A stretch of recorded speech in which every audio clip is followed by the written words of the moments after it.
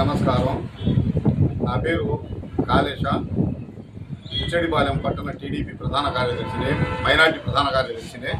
ఈరోజు ఈ స్పీచ్ ఎందుకు ఇస్తున్నామంటే, ఈరోజు మన వైసీపీ నాయకులు మాజీ మంత్రి అంబటి రాంబాబు గారు వాడిన భాష సీఎం చంద్రబాబు నాయుడు గారి మీద బూతులు మాట్లాడి అసహ్యకరమైన భాషతో దూషించారు. కాబట్టి మేము దాన్ని ఖండిస్తా మాట్లాడుతున్నామంటే, ఈ విధంగా ఎమ్మెల్యేలు కానీ, మాజీ ఎమ్మెల్యేలు కానీ, ఈ మాజీ మినిస్టర్లు కానీ, వైసీపీ లీడర్లు ఈ విధంగా చంద్రబాబు నాయుడు గారిని తిట్టి ప్రజల దృష్టిని మరల్చాలని చెప్పి ప్లానింగ్తో ఈ విధంగా ఒక్కసారిగా దాడి చేయడం మొదలుపెట్టారు.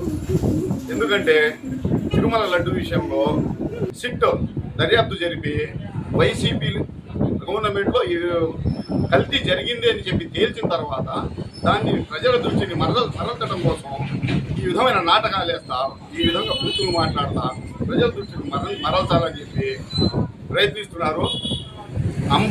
అంబటి రాంబాబు గారు మాట్లాడిన దరిద్రమైన భాషని, అతి దరిద్రమైన భాషని ఆయన లాయరు, మాజీ మంత్రి, వైసీపీ లీడర్ అని చెప్పి చెప్పుకుంటాడు. ఆయన దాన్ని తీవ్రంగా ఖండిస్తున్నాము.